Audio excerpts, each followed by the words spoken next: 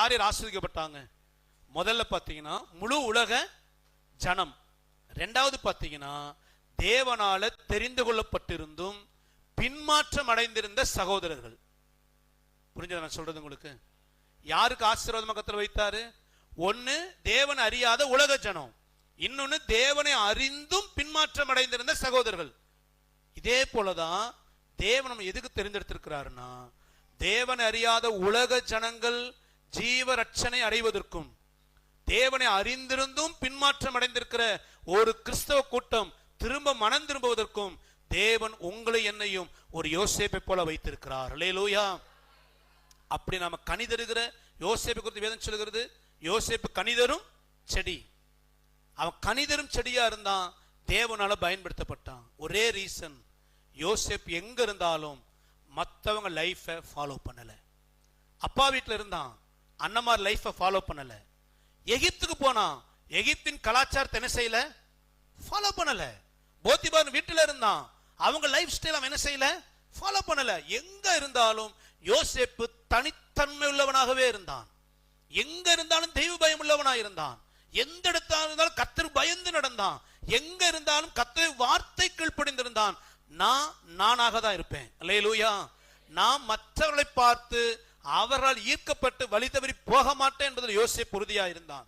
இப்படித்தான் தேவன் உங்களை தெரிந்தெடுத்திருக்கிறார். உங்களை சுற்றி இருக்கிறவங்க எப்படி வேணாலும் இருக்கட்டுங்க. ஒருவேளை அவங்களோட நீங்க சம்பந்தம் கலக்காதனால உங்களை ஒதுக்கலாம், உங்களை பரியாசம் பண்ணலாம்.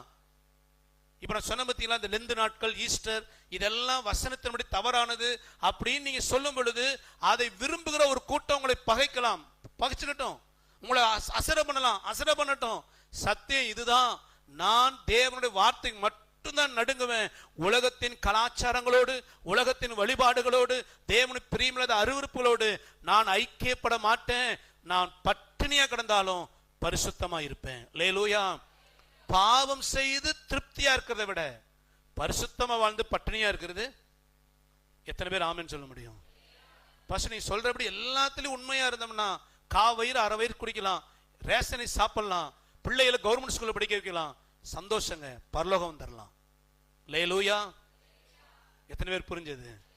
எல்லாவற்றிலும் உலகத்தனை போல வாழ்ந்து ஆசீர்வாதமா வாழ்ந்து நரகத்துக்கு போறதை விட கர்த்தருக்கென்று வைராக்கியமாய் வாழ்ந்து தேவனால பயன்படுத்தப்பட்டு தேவராஜ்யத்தில் பிரவேசிப்பது ஆவிக்குரிய வளர்ந்த வாழ்க்கை. அல்லேலூயா. ஆக ரெண்டாவது, ஏன் நம்மால வளர முடியல அப்படின்னா, நம்ம இருதயத்துல உலக சிநேகம், உலக சிநேகம் அதை தூக்கி எறிங்க. உலகத்தின் சந்தோஷம், உலகத்தின் பாவத்தின் இன்பங்களை பார்த்து அது அப்படியே வாழ நினைக்காதீங்க. கர்த்தர் பயந்து வார்த்தை கீழ்ப்படிங்க. தேவன் நம்மை பயன்படுத்த விரும்புகிறார். அல்லேலூயா. கடைசி ஒரு வார்த்தை வாசிக்கிறோம். ஒரு கூட்டம் கர்த்தர் மேல எப்படி நம்பிக்கை வச்சிருக்கிறாங்களா? எதுக்காக நம்பிக்கை? இம்மைக்காக. இம்மைக்காகனா இந்த உலக வாழ்க்கையின் ஆசீர்வாதத்துக்காக மாத்திரம் கர்த்தரை நம்பி அவர் தேடுகிற கூட்டம் ஆவிக்குரிய வாழ்க்கையில் வளர முடியாது. அல்லேலூயா. கர்த்தர் மேல எதுக்கு நம்பிக்கை வைக்கணுமா? இங்க சொல்லப்படுது இம்மைக்காக நம்பிக்கை வைக்கிற கூட்டம். நம்ம ஆண்டவர் மேல என்ன நம்பிக்கை வச்சிருக்கிறோம்? எதுக்காக கர்த்தரை தேடுகிறோம்? நம்ம மனநிலைங்கிறது ரொம்ப முக்கியங்க.